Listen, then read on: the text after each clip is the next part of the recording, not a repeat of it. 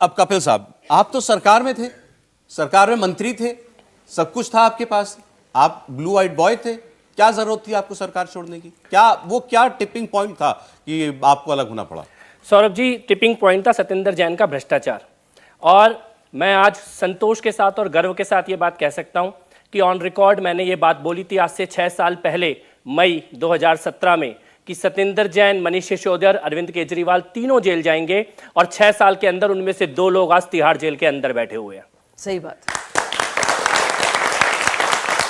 और उस वक्त ये कहा जा रहा था कि यही कुमार विश्वास जी थे, यही योगेंद्र यादव जी थे, प्रशांत भूषण जी थे, तब अरविंद केजरीवाल जी से इनकी बन नहीं रही थी, तब भी कह रहे थे केजरीवाल कुछ भी करे पर करप्शन तो नहीं करेगा। और आज ये जो बंगले की वीडियो पीछे चल रही है, ये बंगला बता रहा है कि वो व्यक्ति कितना भ्रष्ट है। और मैंने इंडिया टीवी पे ही ये बात बोली थी आकर कि केजरीवाल जी का बंगला अगर 1 घंटे के लिए भी जनता के लिए और मीडिया के लिए खुल गया, आज भी 1 घंटे के लिए भी, तो उनके भ्रष्टाचार के लिए किसी जांच की जरूरत नहीं पड़ेगी। उनका भ्रष्टाचार इस अवैध बंगले की दीवारों से चीख चीख के बोलेगा।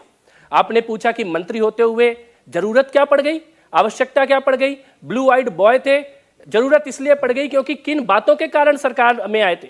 हमारे को तो यह बोला गया था भ्रष्टाचार नहीं करना, जनता से पूछ के काम करने हैं। और जब अंदर ये देखा कि मंत्री की बेटी को मंत्री के दफ्तर में अपॉइंट किया जा रहा है, सत्येंद्र जैन जी की सगी बेटी को उन्हीं के दफ्तर में अपॉइंट कर दिया गया था, तब मैंने पार्टी के अंदर आवाज उठाई। और मैं गर्व के साथ ये कह सकता हूं कि जब बिन्नी जी ने आवाज उठाई तब बेशक हम लोगों को समझ नहीं आ रहा था, शाहजिया जी ने आवाज उठाई तो मेरे को भी लगता था कि दूर से देखने में कि क्या पता इनके मन में कोई कंफ्यूजन हो, बाकी लोग कुछ गड़बड़ कर रहे हो। लेकिन सामने से जब देखा, सत्येंद्र जैन की अपनी बेटी को बनाया जा रहा था, पैसों का लेन देन, हवाला, 3 या 4 मामले उठाए थे सौरभ जी। अगर उनका जवाब आज तक देश की जनता को नहीं मिला कि आपके लोगों ने विदेशों में कौन कौन से देशों की यात्रा की, अपने पासपोर्ट के डिटेल पब्लिक कर दीजिए। उस वक्त जो बोला था वो बताइए। उसी वक्त के मुद्दे मैं बता रहा हूं, मैंने 4 या 5 मुद्दे उठाए थे। सबसे पहला मुद्दा था सत्येंद्र जैन के भ्रष्टाचार का, हवाला के मामले में। आज सत्येंद्र जैन हवाला के मामले में जेल में, और हाईकोर्ट की टिप्पणी है कि वो हवाला के ऑपरेटर के तौर पर काम करते हुए दिखाई दे रहे हैं। दूसरा मुद्दा था पार्टी में चंदे का, क्योंकि हमें यह कहा गया था कि चंदा ट्रांसपेरेंट होगा, किसने कितना पैसा दिया ये वेबसाइट पे होगा, लेकिन वेबसाइट से चंदे के डिटेल हटा लिए गए। हाँ, ये कब हटा वेबसाइट से? वो तो पहले तो मैं आपको बताता हूं उसकी तारीख, 5 अप्रैल 2014 रात को 12 बजे आम आदमी पार्टी के खाते में शेल कंपनियों से, नकली कंपनियों से 2 करोड़ रुपए आए, जिसकी जांच शुरू हुई। 5 अप्रैल 2014 की डेट है। 4 कंपनियां, चारों कंपनियों के नाम हवाला एट मिडनाइट, उसके बाकायदा चेक्स दिखाए थे, आपको याद होगा, मैंने बाकायदा चेक्स दिखाए थे। ये शेल कंपनियों से, जो शेल कंपनियां यानी खोखा कंपनीज जिन्होंने कभी ट्रांजैक्शन नहीं किया, उन्होंने कैसे 50-50 लाख रुपए यानी कि 2 करोड़ रुपए क्यों दिए हैं केजरीवाल जी को?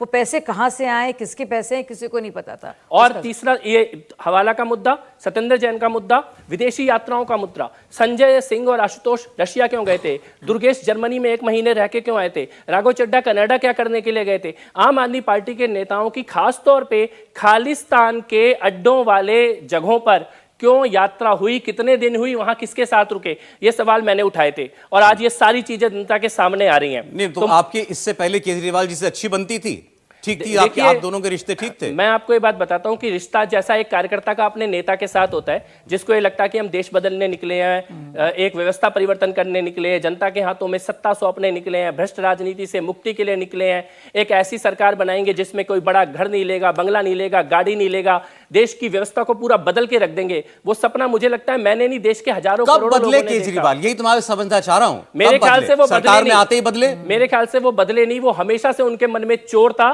लेकिन अपने मुंह पे वो एक नकाब ओढ़ के बैठे हुए थे। अब वो नकाब उड़ गया। 5 रुपए का पेन जेब में, 250 रुपए की टूटी चप्पल, ढीली सी शर्ट और घर में 1 करोड़ रुपए का टीवी, घर के अंदर 1 करोड़ रुपए का टीवी, 4-4 लाख रुपए के कॉमोड। आदमी बदला नहीं है, आदमी फ्रॉड कर रहा था। मैंने उनकी कल तस्वीर देखी थी, पेन तो मेरी जेब में भी वही है, ये रेनॉल्ड्स का पेन है, उनकी जेब में भी मैंने देखा कल यही पेन था। और कल वो ये कह रहे थे कि मोदी जी अगर केजरीवाल बेईमान है ना तो दुनिया में कोई ईमानदार नहीं है। कल भी यही डायलॉग मारा उन्होंने। अपने को खुद ही सर्टिफिकेट, सौरभ जी खुद को खुद ही सर्टिफिकेट, पहले उन्होंने सत्येंद्र जैन को सर्टिफिकेट दिया कि सत्येंद्र जैन ईमानदार है, सत्येंद्र जैन जेल में। फिर उन्होंने मनीष सिसोदिया जी को सर्टिफिकेट, उन्हें तो भारत रत्न नहीं दे रहे थे वो, लेकिन अब वो शराब के देश में दुनिया में पहली बार होगा कि ये कहा जा रहा है कि इस आदमी ने शराब के ठेके खुलवाए हैं, इसको भारत रत्न दे दो। ठीक है, लेकिन चलिए। तीसरी चीज, तो मैं आपको एक बात बता रहा हूं, उन्होंने जिसको ईमानदारी का सर्टिफिकेट दिया, सत्येंद्र जैन को दिया। सत्येंद्र जैन कहाँ है? जेल में। मनीष सिसोदिया का दिया, मनीष सिसोदिया कहाँ है? जेल में। अब अरविंद केजरीवाल खुद को सर्टिफिकेट दे रहे हो तो कहां जाएंगे? जेल में। ये जनता की आवाज है। अच्छा, इंडिया टीवी हर वक्त हर जगह डाउनलोड करने के लिए सर्च करें India TV news Google play store या ऐप स्टोर पर।